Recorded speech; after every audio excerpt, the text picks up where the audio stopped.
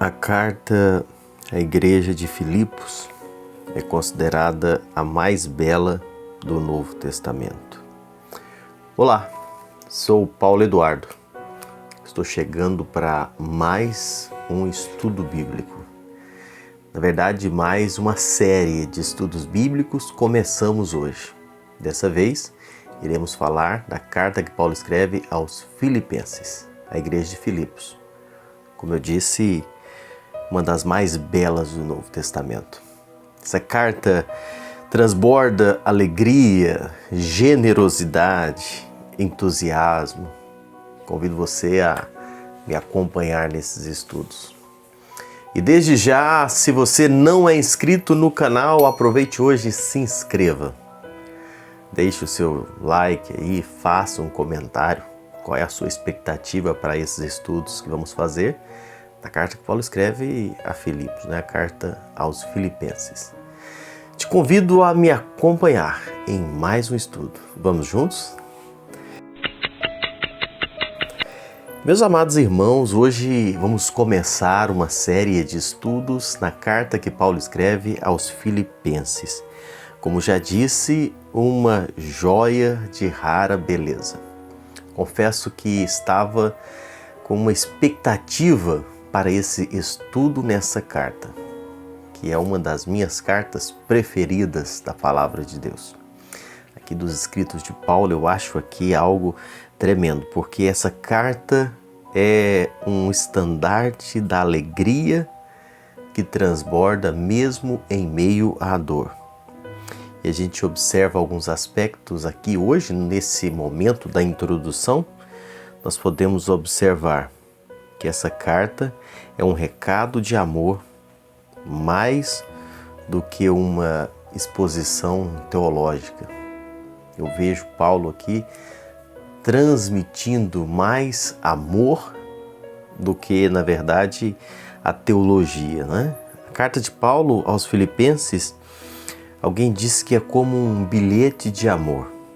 Paulo abre o coração, deixa transbordar a sua gratidão, seu profundo apreço a essa igreja, que foi, ao longo do seu ministério, uma parceira, não é? No seu sustento, no seu encorajamento. A gente vai ver isso lá no capítulo 4, quando estivermos estudando, versículos 15, 16, versos 18. Mas não obstante Paulo tratar de grandes temas teológicos nessa carta, como eu disse, não porque a temática do amor seja mais profunda, ela não trate assuntos importantes de teologia, sim, tem coisa muito preciosa para nós aqui. Mas o escopo principal foi, de fato, agradecer a essa igreja as primícias do Evangelho na Europa, não é? E pela generosidade dessa igreja. Essa carta ela tem uma particularidade que precisa ser observada e é o que eu quero compartilhar com você nesse primeiro momento aqui. Primeira coisa, essa carta ela reflete o sucesso do propósito divino. Você sabe que Deus tem os seus planos, né? Deus tem os seus propósitos. E os planos de Deus são sempre perfeitos e se cumprem. Muitas vezes nós não entendemos, mas os planos de Deus, eles se cumprem. Paulo entrou na Europa por uma clara direção de Deus, por uma expressa orientação divina. Foi Deus quem abriu as portas da Europa para o Evangelho e essa igreja nasceu no coração de Deus, antes de nascer uma estratégia missionária do apóstolo Paulo. Gosto de pensar que nós somos apenas instrumentos nas mãos do Senhor, não é? Deus tem os seus planos, seus propósitos e nós, servos de Deus, nos colocamos apenas como instrumento nas mãos dele. Essa igreja plantada numa direção divina, ela se torna exemplo de amor, de serviço, de abnegação. Lá no capítulo 4, versículos 15, 16, versículo 20. E 2 Coríntios, capítulo 8, versículos de 1 a 4, Paulo também aborda essa questão.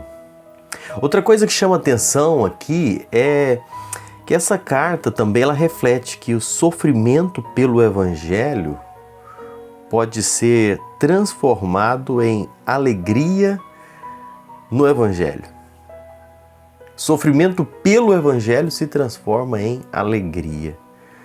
Como eu disse, Paulo plantou essa igreja, e Paulo plantou essa igreja debaixo de aflição, debaixo de perseguição, de açoites, de prisão. Não foi fácil para que essa igreja fosse plantada. Ele gerou essa igreja como que regando o solo com lágrimas e com sangue. Não foi fácil, foi luta. Mas exatamente essa igreja se torna a coroa da alegria de Paulo, o maior motivo de sua consolação, de seu sustento. Você vai ver isso no capítulo 4 e no primeiro versículo. Essa carta também reflete que nenhuma circunstância pode frustrar os soberanos propósitos de Deus. Nenhuma circunstância, por mais difícil que aparentemente seja, pode frustrar aquilo que Deus planejou. Paulo escreve essa carta de Roma, onde Paulo estava preso, algemado. E sempre que eu leio essa carta, eu gosto sempre de ler pensando nas condições de Paulo ao escrevê-la, não é? Paulo estava preso. Essas circunstâncias adversas que Paulo vivia, ao escrever essa carta, em vez de oprimir o apóstolo Paulo, em vez de buscar barreiras para o Evangelho, elas abriram, na verdade, avenidas, não é, para a proclamação do Evangelho. Capítulo 1, versículos 12 a 18. Por que isso? Porque o plano de Deus é invencível. Os planos e propósitos de Deus, ninguém pode parar, eles se cumprem. E nós precisamos descansar os nossos corações nisso e encontrar paz em meio a toda a tribulação do momento que nós possamos passar.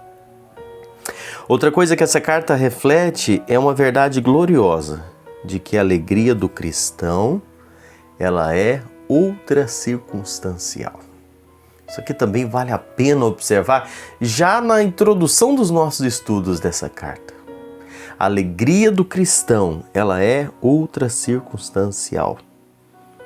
Nos 4 capítulos dessa carta, Paulo lida com os ladrões de alegria. Paulo fala das circunstâncias no capítulo 1, versículo 12. Paulo fala das pessoas no capítulo 2, versículos de 1 a 4. Paulo fala das coisas materiais no capítulo 3, no versículo 19. E Paulo fala da ansiedade, que também é um ladrão de alegria, capítulo 4, versículos 6 e 7. A gente precisa lembrar que a alegria do cristão não é ausência de problemas. A alegria do cristão não está colocado em coisas, mas está colocado em Deus. É sustentado por Deus, é consumado por Deus. O Evangelho que Ele nos alcançou, essa boa nova do Evangelho, que, como diz a palavra, é de grande alegria. A alegria, ela é a base, não é? Ela faz parte da nossa caminhada cristã. A despeito de quaisquer circunstâncias difíceis que possamos passar, o reino de Deus que está dentro de nós é alegria no Espírito Santo. E essa carta vai tratar muito sobre esse aspecto. O fruto do Espírito que nós estudamos em Gálatas já, que é a alegria, que é um fruto. A ordem de Deus para nós é essa: alegrai-vos. E o mundo não pode tirar nem dar alegria. Só vem do Senhor. O resto é um espectro, é uma sombra de alegria que vem e vai, tão passageiro. Mas alegria de verdade, como diz aquele cântico, não é? Alegria está no coração de quem já conhece a Jesus, de quem de fato tem o Espírito Santo habitando em nós. Meus amados irmãos, a alegria do cristão é ultracircunstancial. Com essas observações eu encerro o nosso primeiro estudo. Tenho certeza que Deus vai falar aos nossos corações na sequência dos estudos nessa carta. E eu convido você a me acompanhar Mas por hoje, leve essa mensagem com você. Os planos de Deus, ninguém pode frustrar. O Senhor cumpre os seus planos. Nós podemos ter alegria no Evangelho. Nós podemos descansar que os propósitos de Deus se cumprem. E acima de tudo, saber que a nossa alegria é ultra circunstancial. Deus te abençoe. Te espero no próximo encontro aqui no canal Minuto Missionário.